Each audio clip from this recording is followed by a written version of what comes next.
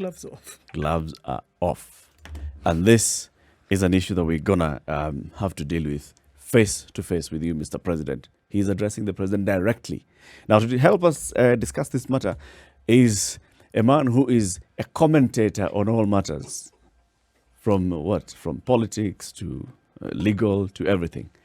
And he's also our programs controller, Brian Obara. Good morning. Good morning. Thank you for having me. Yeah, Kume, you're there. I forgot to actually activate your mic. So Okay. Thank you for having me. I'm honored to be in the Situation Room. Mm-hmm. I'm a huge fan, as you all know. huge fan, yes. Thank you for indeed. not laughing, City. At least you take me seriously. Welcome, Brian. Thank you. No, Thank that's you. Thank you. something welcoming. Thank you. Look, Yeah. the reason why you're here, Brian, is also because you participated in authoring reports, and also you've covered as a journalist and as a legal person. You have dealt with the matters of the judiciary in this country for quite a while, right? Yeah. And especially with the first judiciary Mm-hmm. of the former Chief Justice, and the first judiciary that had a Supreme Court of Kenya, and the first judiciary that's dealing with this kind of matters and the Constitution, but also the first judiciary that was under President Uhuru Kenyatta, right? And now we are seeing the Chief Justice, David Maraga. This is not the first time that he's come out to raise these issues. Yeah. The last time he actually also did the same thing. He said, I want to discuss this with the president. Next, they met at a judges' conference, and he still raised the same issues. And the president stood up to sort of like talk casually and say, you know what, Yeah. I'm available. If anybody wishes to talk to me, really, Yeah. you can reach me. The Chief Justice yesterday is still saying, I have tried several times to reach you, Mr. President. I am unable to reach you. Whom should we believe? Okay. You see, this is. I think, to be honest, if you were to put a flattering gaze on this, you would say that Uhuru has forgotten his oath of office, and over several times the CJ has sought it fit to remind him. But if you were to look at it unflatteringly, which I am more keen to do in this moment, because I think it's a question of great constitutional importance. I think we are in the grips of a slow motion coup, and the CJ yesterday did a great service to Kenyans by telling them, I'm in a very undignified position here because the president has refused even to see me, for me to explain to him in person and to his office why this thing is important. And I need to tell you, Kenyans, that the judiciary that should be serving you much better than it is right now is not. And for these reasons, I feel, this matter is of urgent importance in terms of its address. So whether it's a question of appointing the 41 judges or disregard of court orders, we are in the midst of something that I think is unprecedented. And Uhuru and his office, the AG and the Solicitor General, definitely know better. So the question is, why are they not doing better?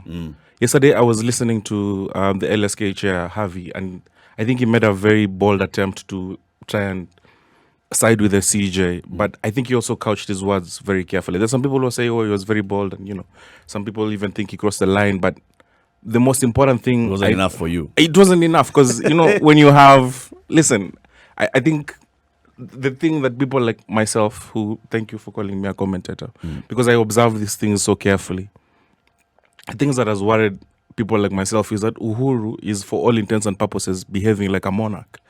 And yesterday, Harvey was asked about this, and he said, no, he is not. But I am of the school of thought that when it quacks like a duck and walks like a duck, then, you don't call it anything else than a duck. Exactly. So I think here and I even fault so many in the media, not just, in the legal fraternity. I think people have been blind, willfully, to what the president has been up to. And whether it's a misguided attempt at banishing his legacy, or he's just arrogantly pursuing some sort of agenda here, we have to call this for what it is, and to bring things back to where they should be. Because let me just say, civic education here, some civic education. Why is the judiciary important? We say these are co-equal branches of the government. Yes. We have the executive, we have the legislature, and we have the judiciary. Yep. But when your CJ has to go hat in hand to the president, and the president won't see him, we really are in the midst of something that is very dangerous for our constitutional republic.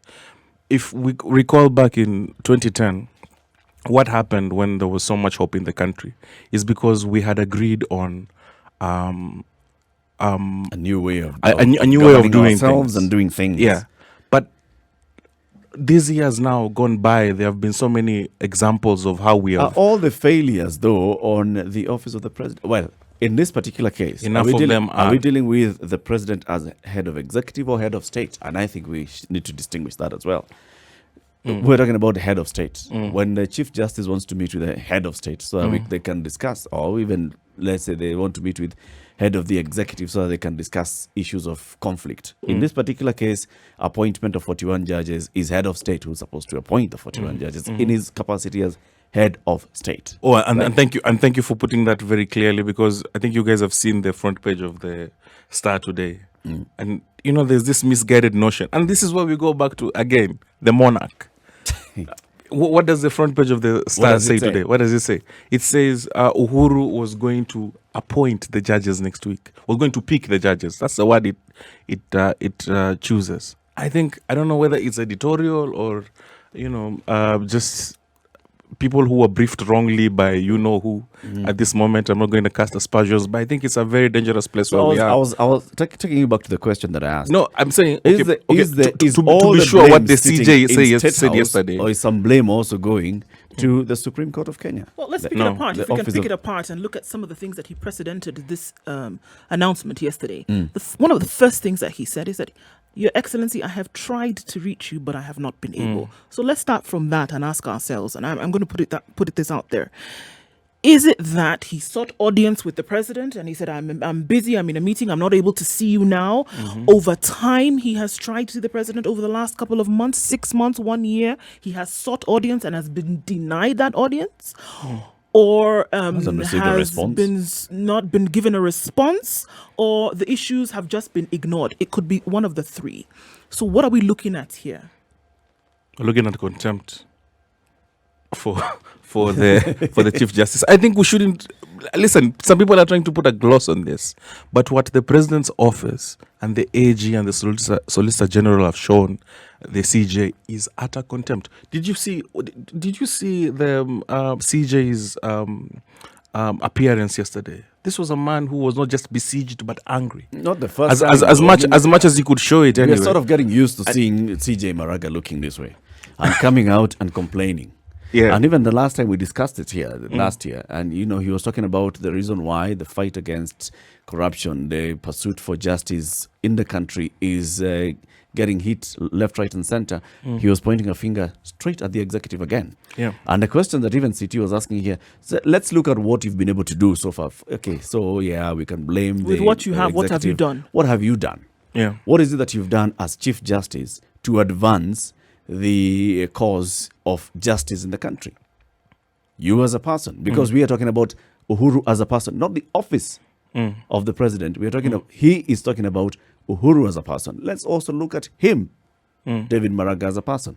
City, you raised this issue. I've raised it on more than one occasion. And I've said, here is the office of the CG talking about them being unfunded or funded inadequately. I said, okay, but at least you've got some funds. Tell us what you've done with these funds. Yeah. Let's start there. Okay. Yeah. Just tell us what we've been given, this is what we've done, these are the things we've innovated. That there's a little silence when that is asked, isn't it? I've never heard anything coming out very clearly, but I'm going to take this discussion even further. It seems to point at the president, President Uhuru, as though he invented impunity. Is he the first president of this country to ignore court orders? Is he the first president of this country to completely ignore the constitution? No. Yeah. He is not. I'm not saying that. It makes it right. But No. It doesn't make it right at all. I'm saying if you want to discuss the president, then let's contextualize it. Yeah, and City, you bring up a very important point, because I think, okay, of course, he's not the first president, unfortunately, to ignore court orders. I think we saw that several times in Kibaki's last term, even after the constitution was enacted. And what we have, I think, for me, the example that I always reach out for was the rulings that enabled Ruto and Uhuru even to be on the ballot in 2013. Because I think... You've taken it that far back. Yeah, I think we need to start there, because you see, my stance on this is what we are witnessing here is the persistent and wholesale hollowing out of our 2010 constitution, which I think is, as the CJ reminded Uhuru yesterday, is something that he swore an oath to obey the laws of the country, to be at least, to set an example. You have to model certain behavior if you want it to be present in your administration and in the citizenry in general. Uhuru has failed to do that, but I think even the judiciary itself sits on precious little high moral ground on this matter, because what they did in 2013 was they vaulted Uhuru and Ruto above the standards that were in the constitution. And I'm referring here specifically to, chapter 6. Yes, because to be honest, there is no single interpretation of chapter 6 that would allow suspects of the charges that they were facing at the International Criminal Court. You are not a judge. Wait, I'm not a judge, but I'm saying judges who have the mandate to interpret that clause of the Constitution found them fit to serve, and they failed miserably at their jobs at doing that, because Eric, you have a point, but let's look at the larger picture here. We take these matters to judges because they have studied the law and we have entrusted them with the duty of interpreting it for us. It doesn't mean we can't proffer an opinion, surely. True. Yes. I would think so. Yes. I would hope so. True. Yes. We can proffer, but when they've made theirs, we defer to theirs. We refer to theirs, but we can also disagree with theirs. Because, you see, the thing about the Constitution and it being... No, in fact, let me forget the Constitution for a while. Let me go back to a book that is considered a revered book called the Bible. Okay? One of the biggest issues... Yes. One of the biggest issues that people had with the Bible X centuries ago was that only a small group of people declared themselves able and capable of interpreting it for everybody. What it said, right? Yeah. So when some people came and said, no, let's print this thing and give it to everyone, there is nothing they were not accused of. The death sentence was provided on their heads on many occasions. Then you can actually... You know why? Simply because they said, if it is, as you say, the word of God, then why shouldn't other people who are also capable of reading it and interpret it? For themselves. Exactly. So it's in the same way. If you have a constitution and we can read the constitution, well... We can read it and interpret it for ourselves. We can, and we can even disagree with the rulings that our learned friends have... Fair enough. Yes. Fair enough. But on record, the judiciary has actually addressed itself on that matter, and that's how come they were allowed to vie. So yes, we can keep going back there and saying, they erred from that point, and from that point on, the judiciary has been sitting with, tainted image because of this one action. But at the same time, that doesn't mean that we cannot say that the judiciary is incompetent. That is not the one action that we can use. Same way we cannot say that because of the ICC case, it means that Uhuru Kenyatta is therefore not even suitable to be considered president or leader. Actually, you can. You see, if for purposes of simple discussion and argument, academically speaking, if you were to look at the law in purity, my friend, the interpretation is not very difficult to figure out. It's not. And you see, when we were talking about 2010, and I really wish, we could go back to that moment in which, we had these high aspirations for ourselves as a country. You see, when you're talking about the Constitution, it's no more than a social contract between ourselves and our government to say how we shall operate. But then merely 3 years later, then you have one of the biggest tests in terms of how the country can tackle impunity. Yeah. And you get a court that basically raises his hands and says, we can't, decide on this, or these guys have to be on the ballot because people like them so much. That was, for me, the implication of what they were saying. Because if you were to nakedly interpret Chapter 6, they can't be on the ballot. So can't Waititu and so many others who, we have now come to consider mistakes that were made. And you see, would you say then perhaps that our judiciary has been in the process of maturing and coming to terms with the reality of the mandate that they have been given? Yeah, and this is where I both laud and fault Maraga, because he needs to come clean on how his court has been entangled in this mess that it finds itself. Because if we're talking about impunity then and disregard of court orders, Miguna would be in Kenya right now and not in Canada. And there are many examples of this. The judiciary isn't necessarily to go back to City's point about what have they done. The judiciary isn't faultless. We're talking about, for example, the Akasha brothers.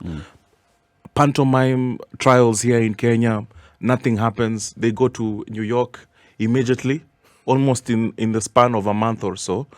Their cases are decided because there is this mountain of evidence that you can see. These people are clearly crooks who have taken advantage of Kenya's judicial system, but they're not able to get away with it in a place where a judge can, look at the evidence and say, "My goodness, how have you been, conducting yourself?" And Unfortunately, exacting the right punishment. So I'm saying, on the whole, we're facing a situation here where there is blame on both sides. True. But to quote, someone who spoke on Saturday, there is such a thing as a greater right. And the greater right here is on Maraga's side, because he's saying, give me what I need for us to do our jobs better. Or at least give me audience. Exactly, or at least give me audience. But, for purpose of discussion, okay, it is him who has said he has sought audience. But we have not heard from the other side. Thank you very much, All Eric. right. Take a pause there. 21 minutes after 7, the conversation continues. Let's take a look at whether Nduoko, Eric Latif, and social commentator Brian Obara, who's also our programs controller, our executive director, or executive producer of this show. Brian, you participated in authoring a report on Kenya's judiciary through 3 presidential election petitions. Yeah. And those 3 were which ones? From 2013 and the 2 in 2017. All right. So the 2013 one and the 2 in... President Uhuru has had 3 petitions against him. Hey, and you expect the man to just say, Chief Justice, come. Anyway, It's the book remarkable, isn't it? The report is 60 Days of Independence. Just as we continue this conversation, what are the key findings here? What did you find out about our judiciary and executive? Well, as I've said in our previous discussions of the thing about what we put in the book is about 30% of exactly what we found out, and the 30% itself isn't that flattering, whether it comes to the judiciary or the executive itself. But the broad strokes, I think what we found out is we have to guard our court jealously, and so far we have not. And it's nobody's fault really, other than what we have as a culture in the country, in which a lot of people in power think that might is always right and they should always get their way. And if you look around, you know who those people are, and they're not necessarily all of them in government. So a lot of these people have benefited from the impunity that pervades our culture, and it's very difficult to check that when you are a court that isn't well funded and is full of people who have benefited from the system of impunity, and they're the ones who sit in judgment, often in some cases. So Okay. What Maraga and every Chief Justice has faced is a court that is very difficult to set right. So they lack independence because they have Yeah. no control of their finances. Basically, is that it? Yeah, that has a lot to do with it, but it's not just that only. We need a lot more support for the court from the executive and also from the people themselves. You see, I'd like to say this. You see, the only Chief Justice who has enjoyed a proper mandate when it comes to support from Kenyans has been the former Chief Justice, Willy Mutunga. Even Maraga hasn't really enjoyed that. So what you have is a situation where, you see, when we were children...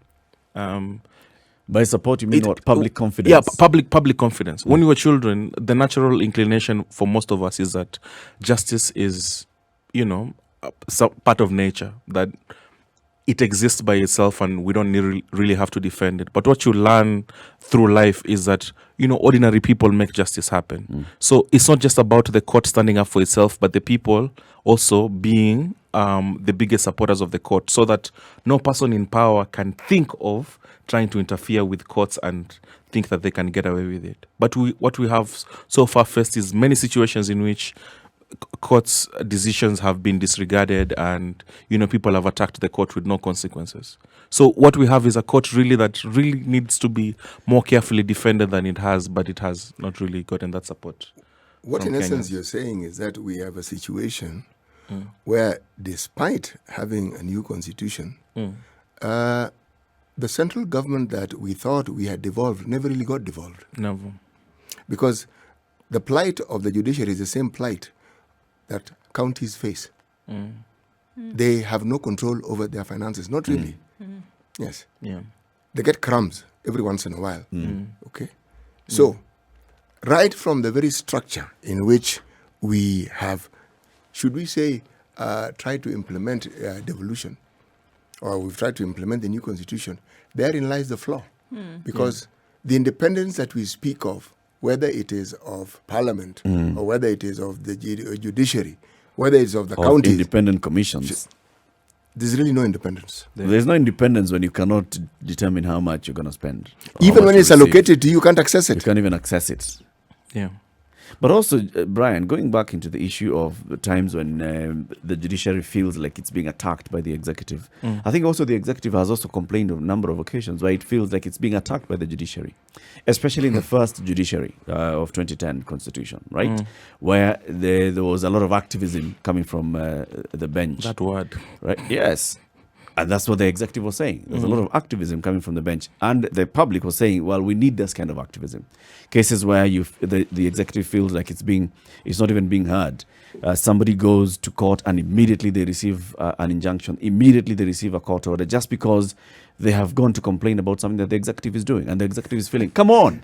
But Eric, Allow me to do, okay, so hear the case, but you cannot just be receiving court orders every single this time. I think was more an executive who were not accustomed to actually seeing new a court things. system work. Exactly. Exactly. The court was just doing what the court was supposed to have been Yes. doing all along. Yeah. They were accustomed to more or less like the court asking them for permission, saying, so what should we do Can we? here? Yeah. Yes. Should we Yeah. stop this thing? Yeah. Yeah, so this particular judicial system decided, let's just do the right of the individual. The individual takes a case to court. The court was doing what it's supposed to do. Yeah. Saying, okay, fine, hold everything until we hear it. Right. Yeah. That's all they were saying. Which now brings us to the issue of now these 41 judges of the Court of Appeal. Yes. JSC goes through a process. JSC presents names to the head of state. The head of state sits on it. The head of state, and this is what Joseph Kenya responds to in the case is that we have responded to the JSC and told them, look, the president has received some information about certain people that you have nominated here. And this information does not allow him, it will not be conscionable for him to go ahead and appoint these people. All right? And this is the back and forth. And I think now that's where both parties failed in terms of finding a way to address that particular issue. So you say that you have received damning information from the National Intelligence Service on certain personalities that we have interviewed, and if this was even during the interview process, and the JSC goes ahead to appoint the same people, to nominate the same people for appointment. Yeah. The back and forth here. Probably this is also another case of the judiciary also not accepting the fact that the president is not a rubber stamp, and the president trying to show that I am not a rubber stamp. But he should be a rubber stamp in this circumstance, unless he's willing to, like Maraga. But he has a not duty just to protect the public interest. Yeah, If he has a duty received to do that. information- But you see, all of this is supposition that we're hearing from the president's office. Yeah. Can he come clean and tell us what evidence he actually has? Because that's what Maraga also called him to do yesterday. If he says he has actual evidence about how these judges have conducted themselves and they shouldn't be promoted or, given any appointed to any other positions of responsibility within the judiciary, then they should be out of their current jobs also. Is it incumbent of the president to tell you what the Yeah. intelligence services have told him? No. Yeah. No, it's not. But you see, this is of a piece with so much else that has happened. I think it's something that we have also captured in the book, and I was saying in our previous discussions, is that there are many examples in which the president's office has shown contempt for the judiciary and the CJ.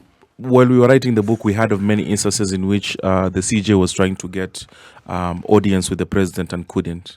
And there are many other examples which I can't necessarily say. So on how is air. this audience sought? But you see, Is it that the office of the Chief Justice writes to State House, the Comptroller, saying we'd like to have audience with the President? Yeah. And then what do they receive as feedback? I think you can even send an SMS or just make a phone call and get to meet the Then president. Well, I think there are very It many shouldn't answers be- you would get in terms of what's It is not available at this time. We will Yeah. come back to you. This, that, the other thing. But at the end of the day, audience was not met. It was sought, but it was not met, and that is what has led to this. Almost stalemate that we have here. Yeah. But I think obviously that the exclamations of the CJ yesterday put him in a very precarious situation, because if we're going to go bareback in terms of everything that has been done on both sides, then really on what kind of, can I almost say, moral ground do we stand on? Because if you look at the actions, or in some cases inaction, of the judiciary across board, and then you're asking at this point, look, I want to appoint these 41 people. We've done the interviews. We've gone and done the due diligence, as it were, to make sure that we can have these people serve in this capacity. You then, as the executive, are telling us that you've received information that there's something dodgy here or there about these certain individuals. I can then also call out and say, well, on your side, there are certain things that you have done as the executive, or in this case, not done, especially when it comes to these orders, and say, well, we can both call out each other on one side or the other. For me, that doesn't give anybody the reason then to then act or not act.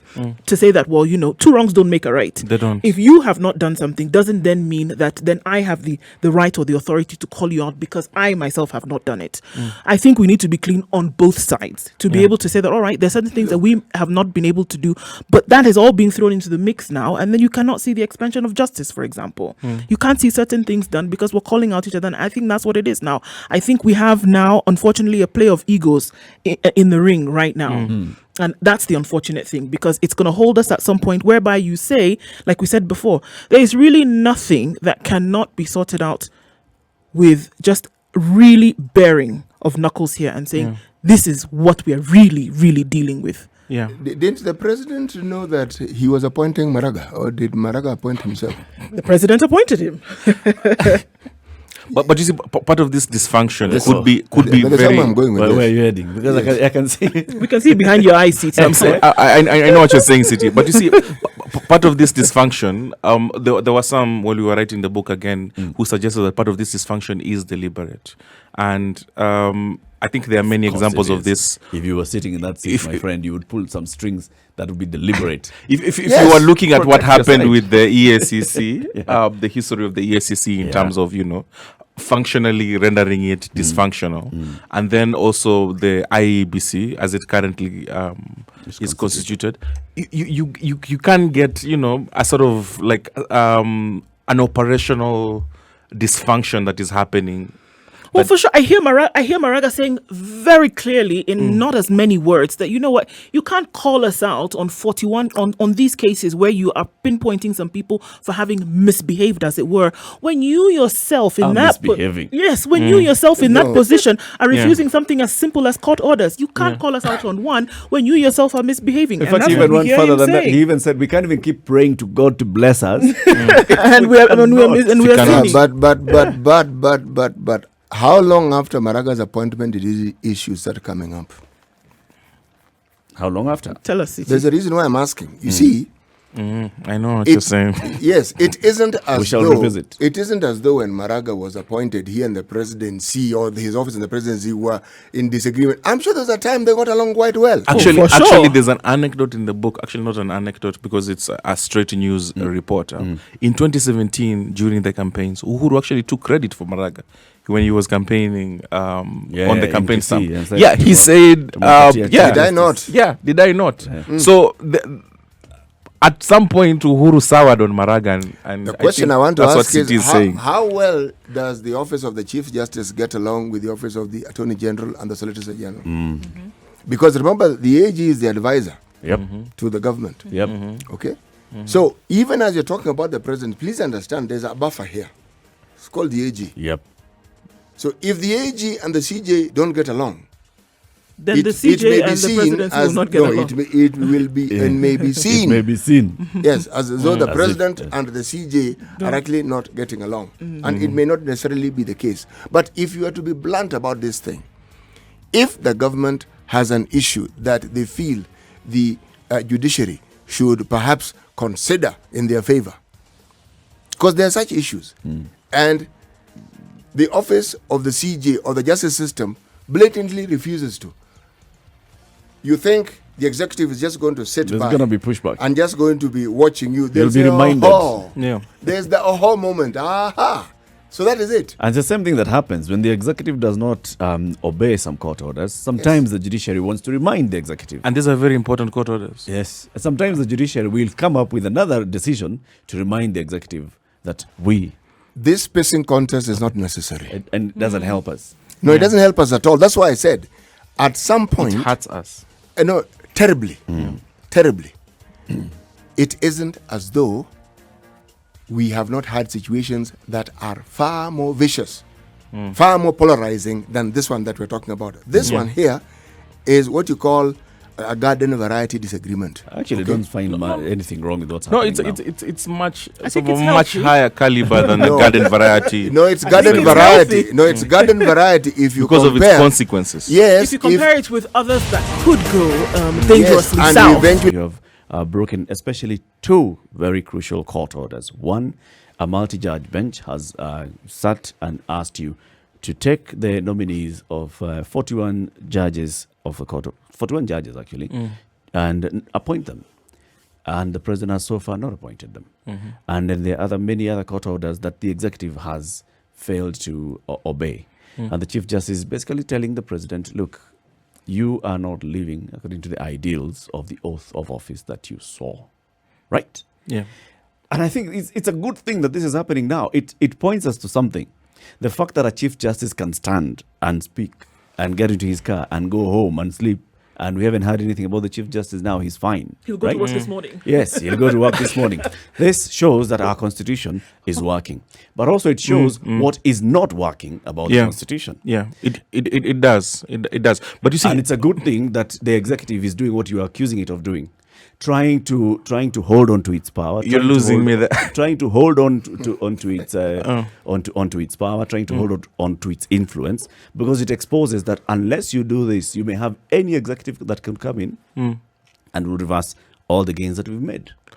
And these are the backdoors that the executive can use. I wish I shared your confidence that what the executive is up to here is trying to achieve some sort of high-minded ideals. No, it's not. There are those who are actually Serving say, its particularly its own interest. yeah, its own But it's interest, showing us. and some of this might actually be no more than just short-sighted arrogance. I think Dennis Itumbi yesterday, who used to work for the Presidential Communication Unit, yesterday he revealed part of what was going on with the Miguna issue, and he actually asked for Kenya's forgiveness, for the forgiveness of Kenyans for the part he played in that, which And is we're that he supposed to believe confessed. what And he's we're saying. supposed to believe. Wait. he's asking for Wait. forgiveness I at think this in point. this moment, I'm prepared to be charitable. Okay. But What did he say? here's what he said. His road to He said he Damascus was called by experience. Kibicho and Matiang'i, and they explained to him what exactly they were up to with the Miguna thing, which they knew was, wrong. Yeah. But they wanted him to support, their endeavor. Yeah. And he said this was wrong. I should have stood by what is right,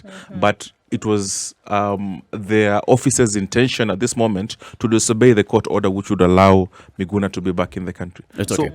It's okay. It's good enough for Dennis Itumi to tell us That this. was a convenient but- conversion. but you see, these things also are it's are a bit- all over it's a piece. bit of an overreach to imagine that a CS and a PS would call, give him a call and would say, this call is actually what our a position communication was. We person want tell you him- to understand Someone that should have been what we sued were against. doing. to explain To him. themselves. But you Anyway, see, that's not the point. The point is, the point is this: some of this might just be short-sighted arrogance, Right. By people who are trying to seem as if they're doing their jobs in the eyes of those that they report to. Yeah. And here I would like to also point to another example in the book where during the shenanigans around the arrest of the deputy CJ for the charges that she faced in 2018 now. There was an exchange between Maraga and the DCI, and Kinoti is reputed to have told the CJ, "Who do you think you are? when he was trying to, come in between. What was Maraga coming in between? What was Maraga doing? I think Maraga wanted it to happen in a certain way, and the DCI was. He wanted to influence yeah, how the DCI is doing exactly. his job. They're no. do you think you are? Listen. He is the boss of the judiciary, so I think it falls on him to make sure things happen a certain way when it comes to the officers that report to him. So I don't think he was necessarily saying don't arrest her, but he was saying arrest her in a certain way, or at least let's agree on how we're gonna do this. Which is trying to influence. But how the what DCI came is doing off his the job. exchange Brian, that is works the if you contempt. have a relationship and you have a way of communicating, Yeah. then it doesn't even. Because need these to are be favors. public. Yes, this is just heshima too. No, but you see, for me, this what came out of that exchange is what I consider important. Not exactly Who do you think you what are? happened. Yeah, who do you think you are? And those are sentiments that we have had come certain offices that right now are also, hobbling the CJ's office. What did you take that to mean? What I took that to mean is that there are people who, despite our constitutional order, think the CJ should know his place. All right. And that's, I think, what's happening Is it on important? the whole with the issues between the executive and the judiciary. But is that not a true statement that the CJ should know his place? Depends on the context, because the CJ should know his place, and his place is a sacred responsibility to interpret and run our judiciary, Yeah. to make sure that it functions in such a way as to correct the imbalance of power between us the people and those who wield power And in the in executive doing so, especially. you should never appear to be influencing the course of justice. Of course not. Especially the investigative arm. the head Of- of a and- police and you union- try- Of course not, but I don't when think that's you what try- Maraga was when doing, you- because if he was doing that, you then he try would have to apply had. pressure on the executive arm. That's why the investigative arm will tell you, who do you think you are, man? You are not the boss of me. Yeah. That's the point. Essentially, That's the bottom what line. makes you think you know my job better than I do? You're not the boss of me. For that to come out, believe me, it isn't as though someone had gone to ask for a favor. One gets the impression somebody was being given instruction. He said, "Excuse me, Boss. who are you to give me instructions?" Essentially, that's when such a response would come. Look, when you have various branches of the government working well, or the people who head them have taken the time and bother to be on good terms with their colleagues, then certain things don't get into the public eye. Yeah. What we know of is that things are moving swimmingly. But when certain things that shouldn't come to the public, then what we're seeing is the tail end of certain things that have been in place for quite some time. Quite some time, yeah. I do not understand how it is that an officer who heads a unit of the government like the judiciary can actually not possibly meet the president. I cannot understand. If I'm talking about the office, but Yeah. if Maraga is trying to meet Uhuru, there may be a problem there. There's and you see The two persons. yeah. Yes, there Not may the be- two officers. No, not The the two two officers. offices. No. You see, I find what Maraga said yesterday, I think the import of what he said is quite alarming. Because like I said, you see, the judiciary is supposed to serve Kenyans in that it's not just interpreting the law, but also, offsetting these imbalances when they do happen. So that when someone has been harmed by the state and is required to be compensated, they should be compensated. Yeah. But if you have a situation in which that is not happening, and there are hundreds of examples of this, then there is an issue. And I think what Maraga said yesterday that should be very alarming to all of us is the judiciary is supposed to do one thing, check power and address these imbalances of power. But it's as it is presently constituted, it's doing a disservice to Kenyans because it's not rendering justice in a timely fashion, Yeah. or even when it can, it's being impeded by the executive. Unfortunately, though, what that also shows is that it would give the impression that with the appointment of these 41 individuals, that is then how that it would be seen that justice is being served to the people of Kenya. Can we absolutely say that if these 41 people were instituted, for example, If they were in now these positions, we would see the justice wheels turning right across the country. And unfortunately, we can't say that.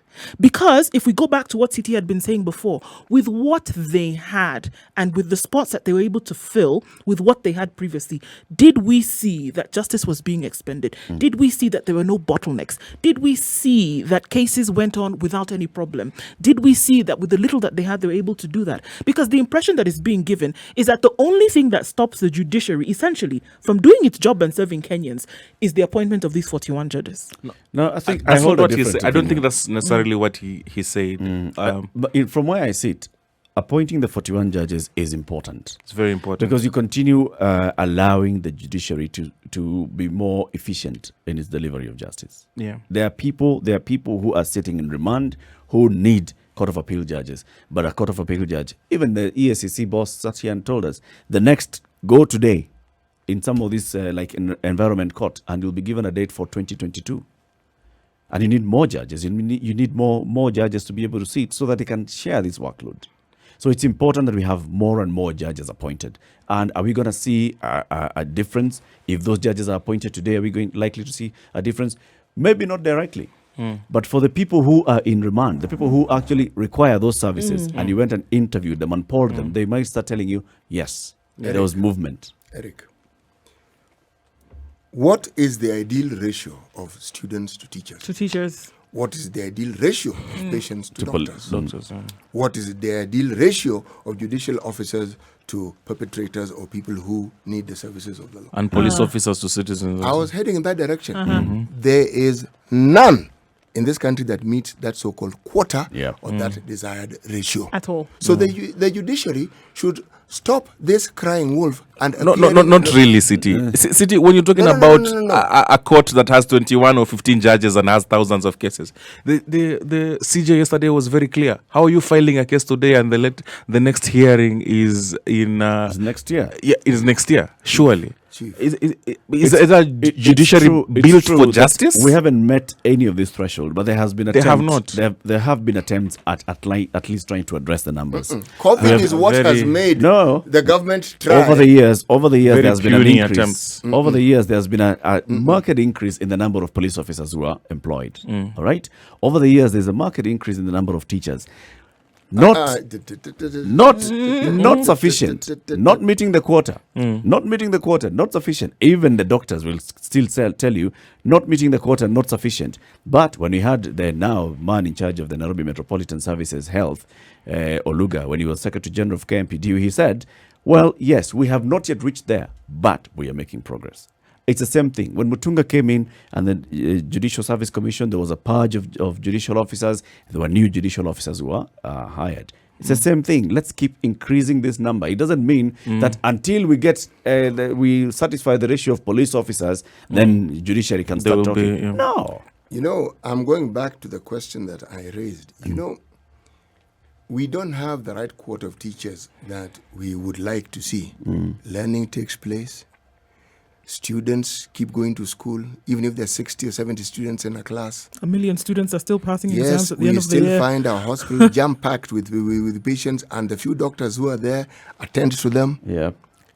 The point I'm actually making, I think you understand. I am saying that there isn't a clear indication of the output that we have had with the service and the numbers that we have in the judiciary. We hear more complaints about needing more people than what actually should be done. Like this case that we'll be looking at later, where the courts actually determined that there was absolutely nothing wrong in the police services proceeding in a certain manner if they felt that that was the way in which they could get the evidence that they required, and that negating it would actually be a disservice to justice. Okay?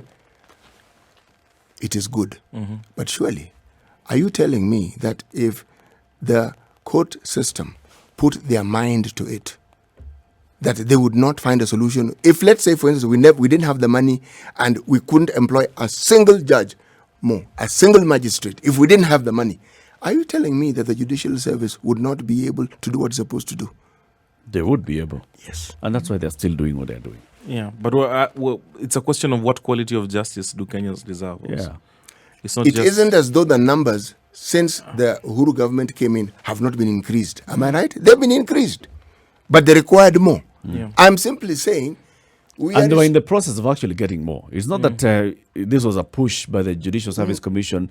It was, an underhand push. No, No, it wasn't an underhand push. Well agreed We process. are It's a just that resource- there's some particular individuals that the president is not comfortable with. yeah. We're a resource-constrained country. And that's we see what you just said is very important for us to consider at this moment. Is that what exactly is Uhuru's position in all of this? What does the law say he can do, and what is he not do. doing right now? Because I think the reason we are saying Maraga is on the right is because Uhuru doesn't have the powers that he says he has in this question. He should really just do the rubber stamp roll and let this thing roll. If there is a fault later, then it's on Maraga's shoulders and not his. So why are you thinking that? So what interest? Okay. So what interest then do you see the chief executive of this country then having in seeing that he doesn't just play a rubber stamp role and letting things go on as they would through the offices of the chief justice? I see what you're asking me there, and I really would like to speak my mind about it, but I know better. I mean, okay, what are you trying to listen, say then? what- What would he have to lose or gain by not allowing him, or by not just playing the rubber stamp role? Okay, I think I'm gonna deflect your question a bit because I think it to be responsible of me to answer it at this moment and say what I really think. Okay. But this is what I'd like to say. You see, in school, what they taught us is there is such a thing as ethical fading, which is usually the people who end up stealing money from your company. What they usually start with is they, steal a couple of staples and, reams of paper. And then eventually they graduate to, full-scale fraud, full-scale fraud. So in this particular instance, what I think is dangerous in terms of what the executive is up to, which is why I think I'm calling Uhuru a monarch, is that if he feels that he is the interpreter of the law, that the constitution can say one thing and then he can do another, and things will just roll on. It's dangerous where we're going, because then you have a situation where all of this thing adds up, and eventually he says, I don't even need a chief justice, and I could lose this one and not replace him. We can just have a judiciary that's run straight from State House now, and I don't think we're very far from that. Yeah, your imagination. No. friend. I'm saying, listen. Hey, I am. that's I am. rich. Listen. I am a student of history, and some people think these things are completely far-fetched, but I think it's entirely possible. Because let me, for example, point out something that we've discussed before, and some people think is completely ordinary, but I think is another, demolition of a constitutional guardrail that I think is very important. Why is it, for example, that we consider to be ordinary for the president to have his party meetings at State House, and for the presidential spokesperson to issue releases on behalf of the presidency when we're talking about a party issue? Because then we have completely muddled the distinction between what is The word Jubilee there is obfuscated. obfuscated. Yes. Party and state. Party and state, what's the difference? We've merged them. We have merged them. And I think all of these things are of a piece, to be honest. Because what we have is a president that is completely lawless. Completely. 110%. Uhuru can do what he wants. When he calls a parliamentary group meeting, when he calls a parliamentary group meeting in State House, I don't think there's anything wrong there. But anyway, we can discuss. No, this he cannot. No, He cannot no, have no. party meetings at State House. That's the people's house. Parliamentary party, not party delegates. but Party let's delegates is not something get- different. Yeah. Parliamentary group, all right? Parliamentary group. This is, what is a parliamentary group? Parliamentary group is members of parliament. It's an arm of Fine, government. It's an arm of government. Fine, Eric. And he's a party leader. Fine, Eric. Basically, I think Fine, we can Eric. have another You and I, conversation. But reasonable people can disagree on this issue. Yes. But I was pointing to something. let's I come was back pointing to to something. the monarch. Ndu and CT and Eric, I was pointing to something. If I, as a motivated citizen and, someone who cares about things like this, had an issue with what Uhuru was doing with this in terms of making his spokesperson issue statements, what would I do? I would go to the courts. Exactly. So, and this matter would be resolved when exactly? Oh, give or Well, take a never. couple of years. No. Under a certificate you of see, urgency. Urgency. Yes. How you see, quickly would you you see what I'm like- pointing to here is exactly what I was saying. We have a judiciary right now which isn't built for purpose. If its purpose is dispensing justice, then what justice is it dispensing? So are you saying by the actions of the president, or in some cases the inaction of the president, you have a judiciary that could be likened to a lame duck? Is that what you're saying? Completely. And this is deliberate by the No, the executive. judiciary is not a lame duck. No. Okay. Reasonable people can disagree, but It's I not. think It's it's not not. doing what it's supposed to. Oh, no. And And we it's- cannot it's- heap all it's- the blame on the Actually, executive. I have to disagree It's with doing a that. lot. Completely. This judiciary, in many ways, one of the most vibrant judiciaries I have ever seen in the time I've lived on this planet and in this country. by which scale is that? By the scale of other judiciary services that we've had before. At the scale of comparative analysis, and you look Yeah, at what has very happened simple previously. comparative analysis. In the days of Semwa, Kenya, when you'd have a court hearing at night, Yes. you could be called in and jailed the following day. Yani speedy. Let's go to the top of the hour. The hour is short. It's coming up to 8 o'clock. What's today's proverb again? It's from the... Who are those people? Ovambe. The Vambe. No, Ovambo. Ovambo. Ovambo. Right. Bombo. Right? You know, vowels. Namibia, that country next to South Africa? All right. Okay, beer. that one. Yes. Yeah. Okay. The beer thing is this. It says, anyone who does not have patience, I'm paraphrasing here, cannot make beer. Beer takes a process Tell to that to actually make. Maraga. Okay? You should just take on The man has been very patient. Take on I small, think. small. It's 8 o'clock. This is the Situation Room. It's Kenya's biggest conversation. The conversation continues. Good morning. Facebook, Twitter. And you can also follow us on Instagram, Spice FMKE. And whenever you want to call us, you can call in on 0719 012 600. In the room this morning is CT Muga, Nduako, Eric Latif, and social commentator who is our executive producer for the show as well, Brian Obara. So we were looking at what the CJ and the president have doing, and what do we expect to see next, actually, as we wind up this conversation and going to the next one. What do we expect to see next? Is the president going to respond to CJ? Should he? He should. And say what? And do the right thing. I Not hear you. necessarily say. I think hear we've had you. enough I'm sorry. words. By the way, I had never seen any of your messages. Oh, God, I didn't know that you were looking for me. So come, tell me. Oh, Yeah. No, I think things are coming to a head given what the CJ said yesterday and what the LSK chair said. And I think a responsible executive. President. We're talking about three presidents here. President of the Supreme Court, President of the Republic, the and three President presidents. of the Law Society. Yeah. And maybe this is why an example of why we need more women in leadership, because I don't think it would have been the case if we had a single woman in any of those offices. That Okay. things would have come to this situation. Don't you agree? And Well, of course, you know, you That's rub women you. are on the whole That is more, you more deflecting. reasonable. Go back to the rub line. it the right way. Wait.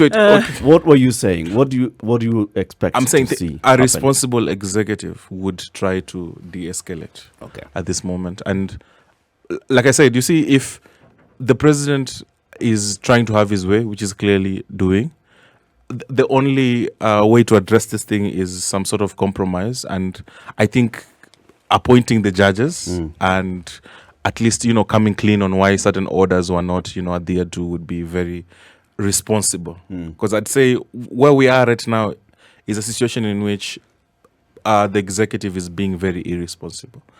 Because the lesson about ethical fading is that slowly things disassemble and you get into very dangerous and choppy waters without knowing, and they can even harm you.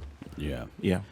I agree with you. I think the executive ought to come out and say, this is why we are disobeying this court order. Or, actually, don't even say this is why we are disobeying. You should not disobey it.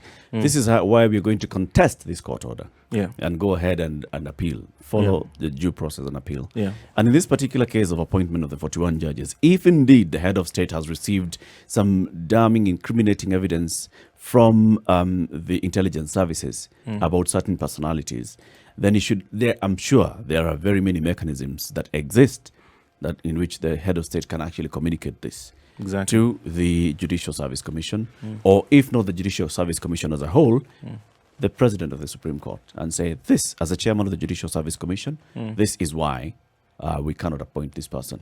And also, even if it means that you swear the CJ to the same oath of secrecy, go ahead and say, when I tell you this, you're not going out to tell Ndu, NIS wako na faili yako, my friend. Yeah. Yeah, I mean, each of them has that responsibility And to go ahead and I think when it comes treat to it casually. this evidence that they're collecting on the various charges, it's something that we also heard about when we were doing the report. And the import of it is a bit dangerous in that you hear that evidence has been collected against certain charge, and it's not being brought to the public. Then you wonder what it's being used for. I think I will leave it at that. It's a But nice- I think it's a it's nice something. It's something Kenyans should take very Politically, it's a seriously. nice tool. You know, Brian seems to be implying there's something ominous about it. There's some dark. Implying. I'm stating. Well, I think he's saying it quite clearly. Yeah. So I think it is- Yeah, I think the Russians call it compromat The thing is, with a K. remember, I do not want to even begin to assume that I understand what the functions of the judiciary are beyond what every layperson understands. But by the same token, I'm also not going to pretend that I understand the workings of the government. And I'll say this. You see, if the government says it has issues with some of those people, I will take it that they have issues. If they choose to tell us, then they will. If they don't, We move on. but I think we should, because really, some of those issues may not be issues you want to publicize. They may be issues you don't want to bring to the public. So just in any way, we're not going to employ you, lakini, utawacha, But they are employed. That's them. and leave it at that. Some of them are not. Okay, some of them are. That's what the Chief Justice was saying, that you can't be telling me, There are some people here who are yeah, so tainted and that they cannot move us. and yet they still have their jobs. There are people who Action should be taken, CT, I think. If you've received this damning evidence against somebody, so why not commence? action is action. You know, I began by preambling what I'm saying by saying I cannot presume to understand. What I'm actually trying to say is I cannot presume to understand what the thinking of government is when it comes to why they're making the decision that they're making. By the same token, I cannot presume to understand what is actually going on in the judiciary and why it is that this stiff doesn't seem to come to an end. And yet, it's this same president who appointed this person. Yeah. Yes. Yeah. I also believe that as we look at all of this and bring it all to a head, by the time that Maraga came out and made this announcement in public, in the manner in which he did yesterday, it is indicative of so much more. It wasn't just coming out and making a statement because he couldn't reach the president. Obviously, there was something much more than this announcement that he was making. There was a point further to which that he was hoping Kenyans would then be able to interpret that he was making. And I think it's very clear that it was beyond just the appointment of 41 judges. It was beyond the ignorance of court orders. It was a larger message that he was trying to put out there in terms of the powers that they are or are unable to expend as the judiciary, about what he felt was lawful or unlawful coming from the position of the executive, and giving a wider picture in terms of really how justice is actually observed in this country and how independent, or in this case, not independent the judiciary is then with the work that they're supposed to be doing. And I think there are many layers to the messaging that he was sending out yesterday, and to do it in the manner in which he did, there was something that he was trying to say. Beyond that, I do feel that there's conversation that needs to be had. I think there needs to be a consensus of ideas, there needs to be a consensus of egos, there needs to also be a conference of egos where they sit down and say, look, let's have this conversation, because apart from just doing your job in terms of how the wheels of justice should turn, there also needs to be the appearance of to the people. And they also have to be satisfied in one way or another that there really is no drama going on. Yeah. Because what have we done now? We've thrown everybody's opinions into a tailspin here in the country now. And people are starting to ask the question, really, maybe things aren't as pretty as we thought they were. So apart from doing your job, you have to give the people satisfaction in terms of appearance of what is being done. And I think that has been toppled greatly. It's very important. And to go back to your point about what you're saying, Maraga was trying to tell Kenyans yesterday. I think it's no stretch to say what he was telling Kenyans yesterday is that we have a lawless presidency. You know, there's this quote by Emerson. Actually, that's what he said. In so many Short of words, that's what short you're of saying. saying it, That he said we have a president who doesn't care about, the Constitution and thinks, his word should be final. And that's, in effect, what's been happening since 2017. There are so many examples of Uhuru just, riding roughshod. You know, in my experience, Huduma number, There are Yes, many. in my experience, the president indeed should be censured for not following the dictates of the law, because he's supposed to actually uphold them. But for the president or the presidency to appear to ignore what the chief, forget the law, just ignore what the chief justice may want to say, it means the chief justice probably has feet of clay. I do not know what it is that he has opened himself to, but there's some serious chink in that guy's armor. Because if there was no chink, believe me, the president would pay very keen attention every time this fellow had something to say. What the chink in the armor is, I don't know. But in my experience, there usually is some chink. Something. There is some chink in the CJ's armor.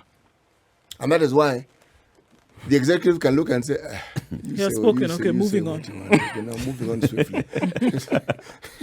Umemaliza. Umemaliza, okay, sawa. Nani, ulikuwa unasemaje? Yes. Yeah. Okay. So you make a serious point, CT. All I'll say is around the same time before charges were brought against the deputy chief justice, we heard that there was a lot of talk about what charges might be brought against who, and I think it goes to CT's point that there might be something. There are files. There are certain files. And this is why I think, like I said, it's So dangerous nobody's for... clean in this country, all right? And this is where the problem is, that nobody's clean. Even when you look at these members of parliament who are being thrown left, right, and center, all of them, they're just fearing what file is going to be pulled out. Yeah. Because there's a file against everybody. So There this is. is our problem. And if we look at how we can then entrench and ensure that our Constitution of Kenya 2010 upholds what we went and voted for, then we have to have this honest conversation. Then you And wonder... maybe somebody could come out and say, you know what, guys? So here is a file that I expect these guys to have on me. I'm coming out and I'm telling you what I have done. These are all my sins. If you guys still feel that I am fit to be your Chief Justice, please raise your hands. Now there's nothing. You have nothing on me. Yeah. But Who will never do that? You see, what if we go by the argument that we have actually been having so far, then it means you have, say, a tainted executive. They are going to make sure that if there is an appointment to an office like that of the CJ, my friend, you have to be tainted. They have to have something. If on you are as clean as a whistle, you'll be a problem. Yeah. Somebody always has something on you, and that's how you will have look, a problem. if you are in a position and somebody doesn't have the way we see things and how things operate, if somebody doesn't have something on you, or if you don't have something on someone else, then it would not be your job. In this case, it would not be easy for things like this to happen. Somebody always has something on someone. Chink armor, absolutely. Sometimes it isn't as though someone has gone around breaking the law. No, But no. it's in the way they've managed their office. It could be the slightest of things, Okay? City. Because let me ask the question. Would you say the judiciary is happy with Maraga? Since we're asking this question. If we did an opinion poll, Yes, would we conducted say an opinion that poll, he's a really popular that he'll CJ get a and the 70% judges are rating. extremely, in fact, judges In are fact, they're extremely also behind him and would in ask fact, they're him- saying would that ask this man him- should actually stand for one of the for problems we may presidency. have while conducting that poll is, are we going to have people voting basically purely on merit? In merit, yeah. Or are some of them going to be looking at him from that lens of, Put another way, is the fact that he has done his job going to work against him? yes. And the question one should ask is, has In the he actually judiciary. done his job? That's open to interpretation, but you could say that when it comes to our current judiciary, it could work against him simply if he has been effective. If he has been effective, it could be, And there something lies that the could work question, against effective it. according But to you whom? see, there's something I'd like to remind, if they're listening, I'd like to remind the Chief Justice and the President, which is a quote by Emerson about how every institution is more or less the shadow of the person that runs it. If that person is ethical and, moral, then the institution itself will be that. And I think both of them can look at the institutions and the organizations that they run, and it tells a story. And lastly, I think to be honest, we can be very critical of what the president has done and what the CJ has done, but I think there's also a responsibility that falls on the Kenyans who voted for this constitution to ask themselves, what do they feel about what's going on right now? and what can they do to correct this? Because I think it's always up to the people Yeah. to say if something isn't working, how can we fix it? Yeah. I need to see a lot more agitation from the average citizen than I'm seeing right now, because the people who are going to really face the consequences of our dysfunctional judiciary is us, the people. yeah. And I'd like to, there are many examples of this, whether it's the criminal cases that we have against, say, Governor Obado, or, the MP Babu Wino. These are things that should be moving much further along to make a statement about impunity in this country than they Or are. even the interest Yeah. in sorting some of these things out. Exactly. But we're not seeing it. So I would ask the citizenry, can we just step up? Step up and, try and correct this mess. Because the people who we have put in power, maybe they are being served more by the dysfunction than they claim. And the greater good. Yeah. Thank you very much, Brian. Thanks. Voice